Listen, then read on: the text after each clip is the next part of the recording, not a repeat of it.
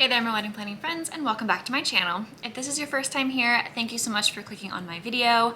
I'm Emily Summer. I'm a wedding planner based in Montana, and I make weekly videos on wedding planning tips and advice. I think that I've done a video about this in the past, but I'm going to do a little bit of a refresher as we gear towards wedding season and a lot of weddings that are outdoors. So today's video is going to be tips for having an outdoor wedding, and specifically talking about like the decor side and things that will save you a little bit of stress and issues that might arise when it comes to an outdoor wedding.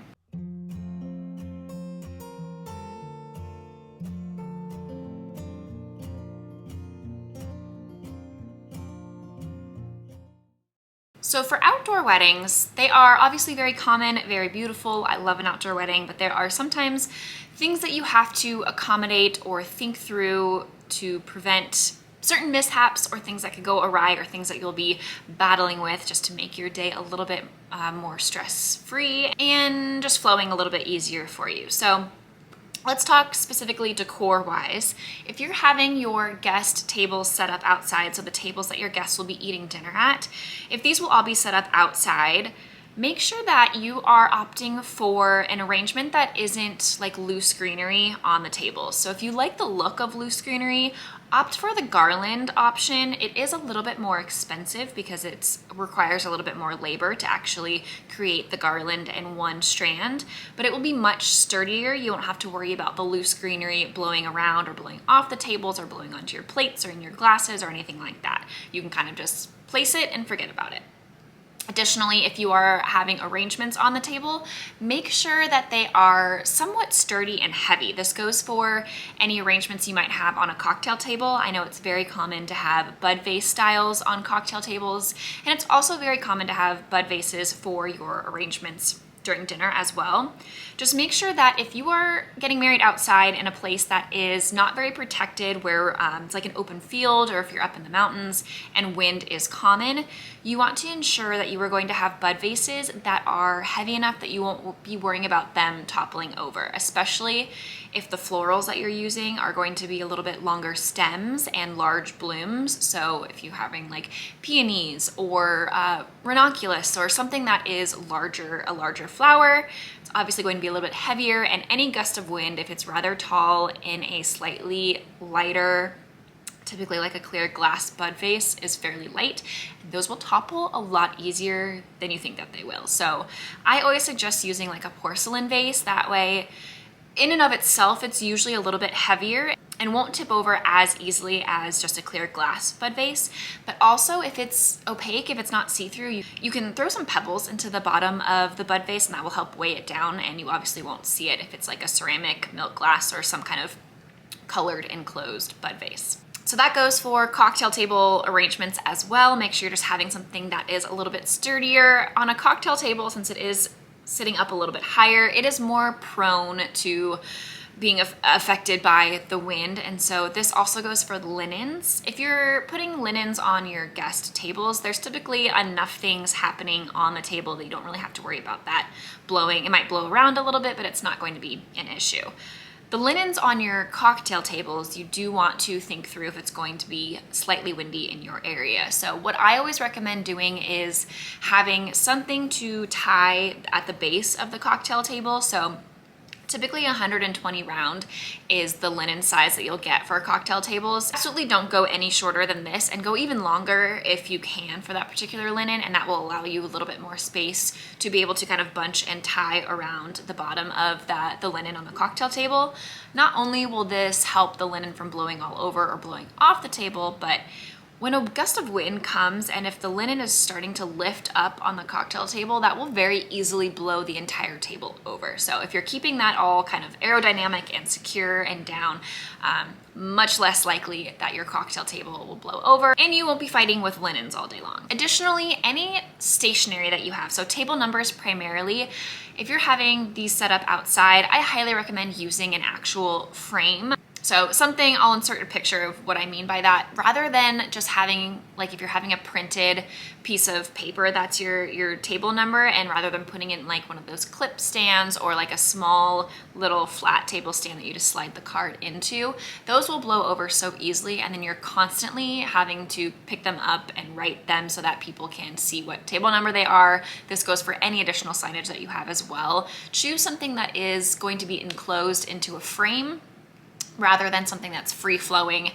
Piece of paper will blow very easily. Any additional signage, like if you're having a sign on your bar or where maybe your gift table is, or for cards or anything like that, even if you have these signs in a fairly heavy frame, if it's windy at all, it could still blow over. So I always recommend, if you have one of those frames that has like a flat bottom, to have like I use a clear Gorilla tape. So just a stronger tape. It's like a duct tape, but it's clear, so it looks a lot nicer, and you can hide it pretty easily if you're taping like the bottom of a frame to a surface like a bar or a table or something like that. And that will assist in, if there's any wind, it's not gonna completely knock all of those signs over. Also, a welcome sign. If you're doing one of those foam boards, which are very common to just print off for a welcome sign, they look great, they're cheaper. However, they blow away super easily. So make sure that you are securing the sign to the back of the easel or to some surface, because any tiny little gust of wind will blow that sucker right away. And my final decor tip is for your ceremony. If your ceremony's outdoors and you are wanting to do flowers that are in like arrangements or a little bit taller going down your aisle, make sure that it's not in a place that is very commonly windy. And usually having a discussion with your florist about this, they'll have some insight on it if they've worked at that venue before. There are a couple venues around here that are notoriously windy, and so there's certain arrangements florists just won't even do at that site. Like they will not have just plain vases down the aisle, or if they do, they will be heavily secured either to the ground or to the chair next to them. So make sure you're having that conversation with your florist, and always recommend just doing some sort of like shorter, more ground floral so that you can stake it into the ground if needed, or secure it into the ground, and it's not going to be something that is tall that will easily fall over, so you're not having to fight with these arrangements falling down during the middle of your processional while you're walking down the aisle. So those are my top tips when it comes to the decor side for outdoor weddings. Some additional tips just in general.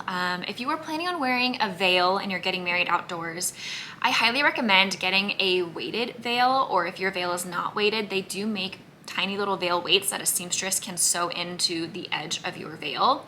So always opt for a little bit longer and something that has, like if you have some sort of beaded edge or something that will provide a little bit of weight, or just add some little weights to your veil. That will help with the veil blowing straight up, blowing in front of your face, and blowing in front of your partner's face, covering your whole bridal party, whatever it might be. For those photos, you're not fighting with your veil throughout the duration of your ceremony. On the topic of ceremony, I also always recommend having your DJ or whoever's providing your microphone, your sound, to do like a wireless mic and a stand rather than a lapel. The lapel mics really pick up the wind, and it can be very annoying and very distracting for your guests. So if you're doing an outdoor wedding, highly recommend opting for a mic and stand rather than that jacket lapel microphone for any men that will be involved in the ceremony.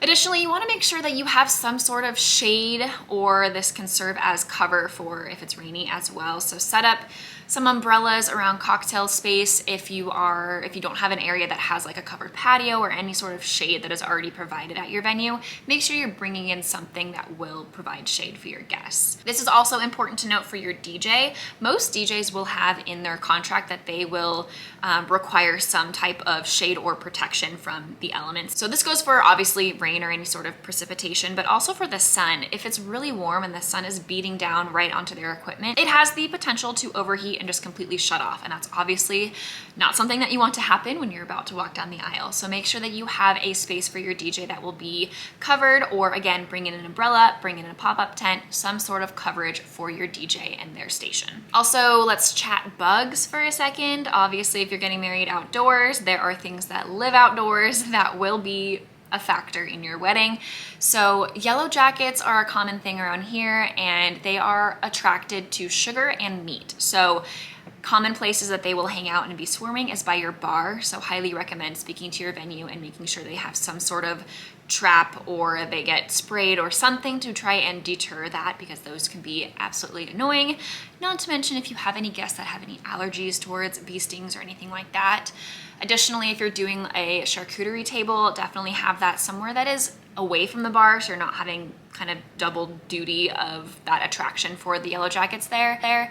But if you do have an indoor space, that would be option number one. Try and keep that indoors, because this is another place that will get easily swarmed by yellow jackets. And having bug spray in general is great to have out and available for not only yourselves, but for your guests if you're having any portion of your reception outside.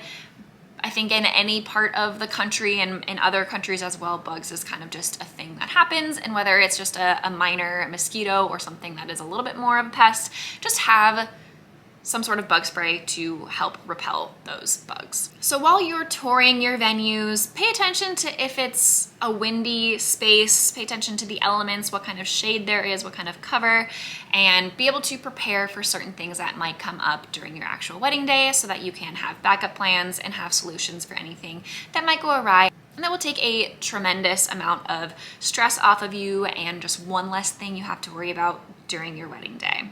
Hopefully you found this video helpful. If you did, please like and subscribe to get weekly videos on wedding planning, tips and advice, and we'll see you next week.